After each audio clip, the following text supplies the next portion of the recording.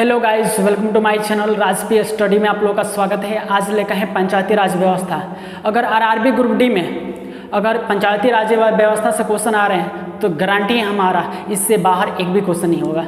चलिए देर ना करते हुए स्टार्ट करते हैं। वीडियो को अंत तक वॉच कीजिए। अगर अच्छा लगे तो प्लीज़ लाइक, सब्सक्राइब और शेयर कीजिए। अगर आपसे कह दिया जाए पंचायती राज व्यवस्था का शुभारंभ कब हुआ तो रखिएगा याद 2 अक्टूबर 1959 राजस्थान के नागौर जिले में। कहाँ पे? राजस्थान के नागौर जिले में। उसके बाद देखते हैं बलवंत राय मेहता समिति। ये क्या है बलवंत राय मेहता समिति? ये त्रिस्तरीय था। क्या था? त्रिस्तरीय। और एक अशोक मेहता समिति थी जो 2 स्तरीय था। ठीक है, तो दोनों में कन्फ्यूजन है तो कन्फ्यूजन को तो हटा देते हैं, क्लियर कर देते हैं। यहाँ पर देखिए बलवंत तो बी, राय तो आर, मेहता एम, समिति को छोड़ दीजिए, अशोक ए, मेहता एम। तो भाई बी आर एम यानी कि 1 2 3 तो त्रिस्तरीय। अशोक मेहता समिति 1 2 तो 2 स्तरीय। 3 स्तरीय में क्या था? तो 3 स्तरीय में ग्राम पंचायत, पंचायत समिति, जिला परिषद। यानी कि 3 स्तरीय में क्या था? ग्राम पंचायत, पंचायत समिति, जिला परिषद। और 2 स्तरीय में क्या था? तो ग्राम पंचायत, जिला परिषद। यानी कि पंचायत समिति को, ब्लॉक को क्या किया गया था? हटा दिया गया था। ठीक है, अब देखते हैं पंचायती राज व्यवस्था में किस भाग में है। पंचायती राज व्यवस्था किस भाग में है? तो 9वां भाग में है। विषय कितने थे? तो 29 गो था। ठीक है, अनुसूची कौन सी थी? तो 11वीं अनुसूची थी। अनुच्छेद 243 ए से लेकर ओ तक निर्गत किए गए हैं। इसमें 243 से लेकर ए से ओ तक निर्गत किए गए हैं। जैसे 243 ए, 243 बी, 243 सी, ऐसे करते करते 243 ओ तक। ठीक है, कुल अनुच्छेद कितने हैं? तो 16। इसमें कितने निर्गत किए गए हैं? 243 में 16 अनुच्छेद को निर्गत किया गया है। यानी ए से लेकर ओ तक कितना हो जाएगा? तो यानी कि 16 है। 243 और 16 अनुच्छेद को क्या किया गया है? इसमें निर्गत किया गया है, माने उपस्थित किया गया है। उसके बाद देखते हैं अनुच्छेद 40 ग्राम पंचायत का गठन किया गया है। आपसे पूछता है ग्राम पंचायत का गठन किस अनुच्छेद के तहत हुआ था? तो अनुच्छेद 40 के तहत ग्राम पंचायत का गठन अनुच्छेद 40 के तहत हुआ था।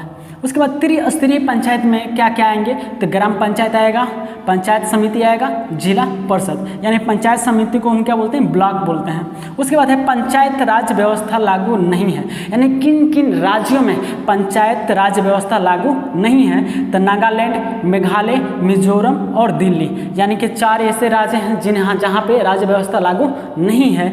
यानी आपसे ये भी क्वेश्चन पूछ सकता है वह कौन सा केंद्र शासित प्रदेश है, ठीक है, जहाँ पे पंचायती राज व्यवस्था लागू नहीं है? तो दिल्ली।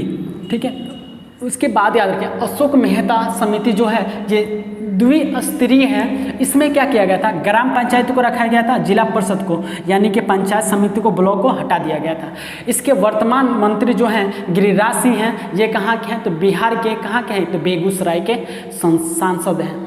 यानी कि गिरिराज सिंह जो हैं बिहार के, बेगूसराय के सांसद हैं। चलिए अब आते हैं, देखते हैं 73वां संविधान संशोधन। 73वां संविधान संशोधन के में पंचायती राज व्यवस्था को निर्गत किया गया। उसमें प्रस्ताव दिया गया था 1992 में। क्या किया गया था? प्रस्ताव दिया गया था। और प्रस्ताव कब पारित हो गया, माने लागू कब हो गया? तो 24 अप्रैल 1993 को। ठीक है, और 24 तारीख को हम क्या मनाते हैं? तो ग्राम पंचायत। ठीक है, कौन सा दिवस मनाया जाता है? ग्राम पंचायत 24 तारीख को, इसीलिए मनाया जाता है। महिला आरक्षण, इसमें 73वें संविधान संशोधन में महिलाओं के लिए आरक्षण कितना दिया गया था?